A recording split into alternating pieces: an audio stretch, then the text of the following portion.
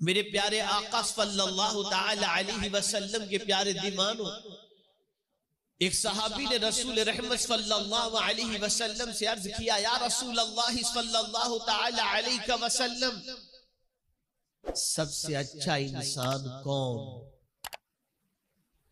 तो मेरे आका सल्लल्लाहु अलैहि वसल्लम ने फरमाया, जिसके अखलाक अच्छे हो वो सबसे अच्छा इंसान। और फिर आगे जो सवाल किया उसका जवाब जिंदगी भर याद रखिएगा। वो साहब भी पूछते हैं, या रसूल अल्लाह सल्लल्लाहु ताला अलैहि वसल्लम, सबसे अक्लमंद कौन? सबसे अक्लमंद कौन? तो मेरे आका सल्लल्लाहु अलैहि वसल्लम ने इरशाद फरमाया, सबसे अक्लमंद वो है जो मौत को याद करता हो और मौत के बाद की तैयारी करता हो, वो अक्लमंद है। हमारी सारी तैयारियां जमीन के ऊपर के लिए है, हमारी कोई तैयारी जमीन के अंदर के लिए नहीं, आखिरत के लिए नहीं। जहां कितना रहना है नहीं मालूम, वहां की तैयारी में पूरी जिंदगी खर्च कर रहे हैं, और जहां हमेशा रहना है वहां की तैयारी का हमारे पास कोई इंतजाम नहीं, कोई इंतजाम नहीं। मुझे मान एक हदीस याद आ रही है, मैं जब उसकी अजमतों को दिमाग के अंदर याद करता हूं और सोचता हूं तो उसकी अजमत के सामने सरनिगू होने को जी चाहता है। आप जानते हैं, थोड़ी देर के लिए तसव्वुर आप जमाइए, एक आदमी का इंतकाल हुआ, कांधे पर आपने उठाया, दोपहर के अंदर दोपहर को आप दफन करने जा रहे हैं, उसकी कब्र खोदी गई, कब्र के अंदर आपने दफन किया, दफन कर रहे हैं दोपहर को, लेकिन जब आप कब्र को बंद कर देंगे तो कब्र में उजाला होगा या अंधेरा होगा? जवाब दीजिए, अंधेरा। कब्र में अंधेरा है, कब्र भी तारीक, माहौल भी तारीक, वहां रोशनी किस चीज की होगी? तवज्जो चाहूंगा, याद रख लीजिए, आकाए करीम सल्लल्लाहु ताला अलैहि वसल्लम के इरशाद का मफहूम है कि जिस बंदे को दफन करके लोग वापस आ जाएंगे तो कब्र में फरिश्ते उनसे सवाल पूछने जाएंगे। तो कब्र होगी अंधेरी, तारीख, कब्र में अंधेरा होगा ना, लेकिन फरिश्ते हैं नूर, फरिश्ते नूर से बने हैं।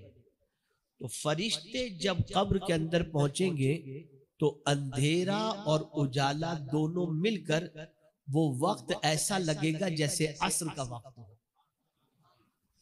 वो वक्त उस वक्त ऐसा महसूस होगा जैसे असर का वक्त हो, और जैसे ही मुर्दे को जगाया जाएगा तो वो आंख मलते हुए देखेगा तो महसूस करेगा जैसे असर का वक्त है।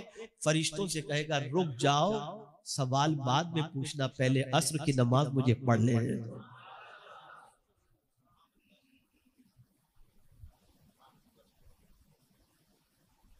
क्या चीज कब्र में काम आ रही है? ये नमाज काम आ रही है, अल्लाह की बंदगी काम आ रही है। आज हम सफर में निकले तो नमाज की छुट्टी, घूमने निकले तो नमाज की छुट्टी, शादी की तकारीब में नमाज की छुट्टी, सैरो तफरी में नमाज की छुट्टी, और माह रमजान में जी भर कर तरावी पढ़ ली हमने, लेकिन ईद के दिन 3-4 वक्त की नमाज की छुट्टी। हाल हो गया, हम भूल गए हमने वहां का कोई इंतजाम नहीं किया है। आकाए करीम सल्लल्लाहु अलैहि वसल्लम उस बंदे को अक्लमंद फरमाते हैं जो बंदा मौत से पहले मौत की तैयारी में लग जाए और आखिरत की तैयारी के अंदर लग जाए।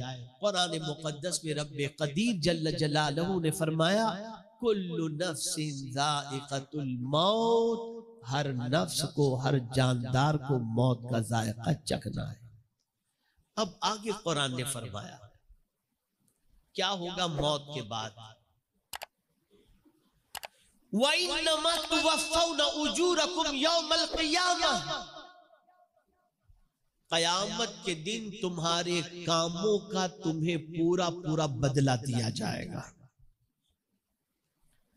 जमीन के ऊपर जो कुछ तुमने काम किए, अगर नेकी किए हो तो नेकी का बदला पूरा मिलेगा, और गुनाह किए हो तो गुनाह का बदला भी पूरा पूरा मिलेगा।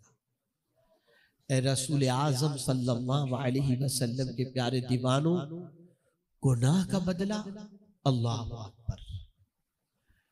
जब उनकी सजाओं को हम कुरान और हदीस में देखते हैं, जो आज मार्केट के अंदर होने वाले आम गुनाह हैं, जिसे इंसान अब गुनाह मानता भी नहीं, बल्कि दौरे हाजिर की जरूरत समझकर उसे करता हुआ दिखाई देता है, वो नहीं जानता कि उन गुनाहों की सजा अल्लाह ने क्या रखी है। कुरान कहता है कयामत इसलिए है ताकि तुम्हें पूरे के पूरा बदला दिया जाए, नेकी का भी और गुनाह का। कभी इंसान दुनिया में नेकी करता है लेकिन तकलीफ में होता है, नेकी करता है परेशानी में होता है, नेकी करता है दुनिया उसे बेवकूफ समझती है, नेकी करता है सीधे रास्ते पर चलता है, लोग उसे पागल कहते हैं, दकियानूस कहते हैं, पुराने जमाने का कहते हैं, पता नहीं क्या क्या नेकी करने वाले को दुनिया कहती हुई दिखाई देती है। उस बंदे को तसल्ली दी जा रही है, बंदे गम न कर, तेरी नेकी का बदला क़यामत में अल्लाह तुझे पूरे पूरा अता फरमाएगा, पूरे से पूरा अता किया जाएगा।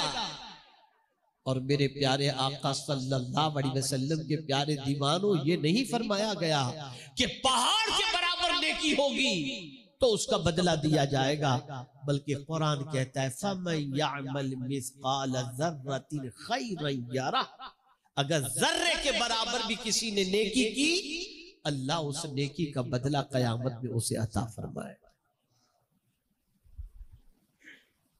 सहाबा की पोजीशन ये थी, वो नेकी के हरीस थे,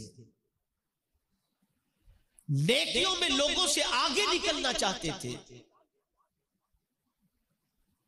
हजरत अब्दुल्ला इब्न मसऊद रदियल्लाहु मौला तबारक व तआला अन्हु मस्जिद नबवी शरीफ में नमाज पढ़ रहे थे। आकाए करीम सल्लल्लाहु अलैहि वसल्लम और सैयदना सिद्दीक अकबर रदियल्लाहु मौला तबारक व तआला अन्हु और एक दूसरे सहाबी मस्जिद नबवी शरीफ में मौजूद थे। रसूल रहमत सल्लल्लाहु अलैहि वसल्लम जब हजरत अब्दुल्ला इब्न मसऊद के करीब से गुजरे तो उनकी तिलावत की आवाज सरकार को इतनी अच्छी लगी कि मेरे आका सल्लल्लाहु अलैहि वसल्लम ने उनके लिए अच्छे कलिमात और बशारत और खुशखबरियां अपनी ज़बान से सरकार ने बयान फरमाई। हजरत अब्दुल्ला इब्न मसऊद नमाज पढ़ रहे थे, उनको नहीं मालूम कि हुजूर ने क्या फरमाया, और वो सहाबी सिद्दीक अकबर और आकाए करीम सल्लल्लाहु अलैहि वसल्लम तीनों तशरीफ ले गए। कहां गए? दोनों सहाबी यानी सिद्दीक अकबर और वो सहाबी हुजूर को उनके दौलत गदे पर छोड़ने के लिए पहुंचे। अब वो सहाबी जो सिद्दीक अकबर के साथ थे, उन्होंने सोचा कि सुबह सबसे पहले अब्दुल्ला इब्न मसऊद को खुशी की खबर मैं सुनाऊंगा जो हुजूर सल्लल्लाहु अलैहि वसल्लम ने उनके लिए फरमाई।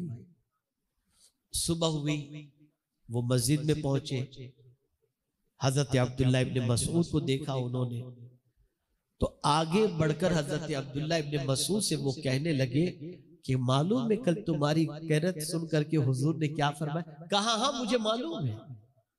का कैसे पता चला? कहा अबू बकर ने मुझे बता दिया। वो सहाबी पुकार उठे, अबू बकर से नेकियों के मामले में कोई आगे निकल ही नहीं सकता। ये नेकी का जज्बा। यह है नेकी का शौक, इसलिए कि वो जानते थे उस आखिरत के बारे में जहां बाप बेटे के काम नहीं आएगा, उस आखिरत के बारे में जानते थे जहां मां बच्चे के काम नहीं आएगी, उस आखिरत के बारे में जानते थे भाई भाई के काम नहीं आएगा, उस आखिरत के बारे में जानते थे जहां मियां बीवी के काम नहीं आएगी। इसलिए वो चाहते थे कि जो जिंदगी मिली है उसमें नेकियां कर लो, कि यही नेकियां कल बरोज़े क़यामत काम आएंगी। एक एक नेकी का अज्र मिलेगा, जानते हैं आप? अल्लाह अकबर, अल्लाह अकबर। अगर किसी ने रास्ते से कोई पत्थर भी हटा दिया जिसकी ठोकर से इंसान गिर सकता था, लेकिन वो पत्थर उसने उठा करके किनारे पर रख दिया कि किसी को ठोकर न लगे, हो सकता है यही नेकी उसकी नजात का जरिया बन जाए। दो यहूदी जा रहे थे, ये हमारी पहचान बता रहा हूं, माजी में हमारी पहचान क्या थी। दो यहूदी जा रहे थे, रास्ते में एक बड़ा पत्थर पड़ा हुआ था। दोनों यहूदियों ने आपस में गुफ्तगू की, इतना बड़ा पत्थर पड़ा हुआ है, ठोकर लगे तो इंसान गिर जाए तो उठ नहीं सकता। तो दूसरे ने कहा शायद यहां से कोई मुसलमान नहीं निकला है, इसलिए कि अगर मुसलमान यहां से गुजरा होता तो इस पत्थर को उठाकर किनारे पे रख देता, इसलिए कि उनके नबी ने कहा है कि रास्ते से तकलीफ दे चीजों को हटा देना ये भी ईमान की शाखों में से एक शाख है। ये हमारी पहचान थी। और आज हम हमारा कचरा दूसरों के घर के सामने फेंक देते हैं, हमारी बाइक दूसरे के सामने, घर के सामने, दुकान के सामने खड़ी कर दे, कोई परवाह नहीं। जीने का वो अंदाज हमने इख्तियार किया है कि कहीं से भी इस्लाम की कोई खुशबू तक हमारी जिंदगी से लोगों तक पहुंचती हुई दिखाई नहीं देती। नेकी के हरीस बनो।